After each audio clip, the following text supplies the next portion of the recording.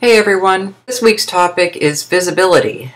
I admit I have not actually watched everyone else's videos this week due to the fact that I've been recovering from a major illness brought on by the heat 3 weeks ago here in Seattle.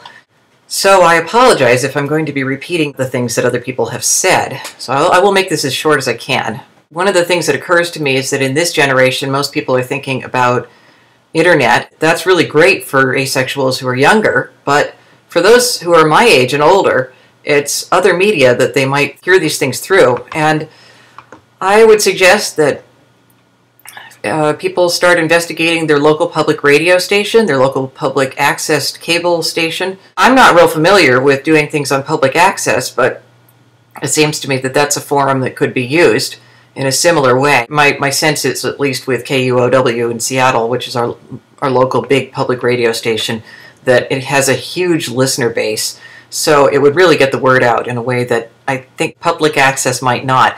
But I'm talking about, trying to increase visibility for people who are older and may want to know about this community online and may not have discovered it yet. My local public radio station does 20-minute segments of this kind of thing. It would be interesting, I think, to set up on-air discussions between local activists and local sex experts. I'm thinking of psychologists, for example, I can't remember her first name, but Professor McDermott at the University of Washington, and I don't even know if she still teaches the course, but when I was a kid, the unofficial graduation requirement was that you take Psych 210, which was all about human sexuality. She was a great professor.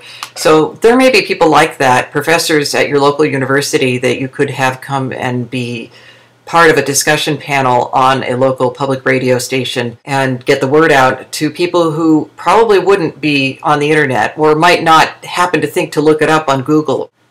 In this way, you might reach older asexuals who simply haven't heard about the movement, but who might find it a great relief to know that there are other people out there besides themselves who have no sexual interest in other people, or like me, who have no libido at all. It would be great to get more than just local coverage, of course. It would be great if we could get NPR or PRI to do a segment on this, or even especially This American Life. I'd love it if they would do a whole 20 minutes or so on the subject, because really, it's an important one, and there are probably more asexuals in the country than there are people with celiac disease. 1 in 133 people have celiac disease, as I understand it. I think it's 1% of the population supposedly is asexual. And of course, for those of you who are comfortable being out, just talking about it with your friends. Another idea is to approach local and national organizations that are involved in advocacy for sexual minorities and see which ones are open to including asexuality. If any of you are involved with LGBT organizations, of course, you probably already have done this, made them aware of asexuality. But if you are thinking along those lines and are not already involved in such organizations, you might consider doing that. For example, I have a friend here who runs PFLAG in the greater Seattle area, and I think I'm going to contact her and talk with her about asexuality and seeing if that could be brought into their mission. PFLAG stands for, I think it's Parents and Friends of Lesbians and Gays, something like that. Well, I mean, it's, there's no reason why they couldn't say lesbians, asexuals, and gay. That would not mess up their acronym.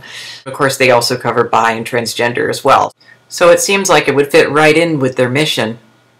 Those are just a few ideas that might help you get started on creating more visibility for asexuality in your local community.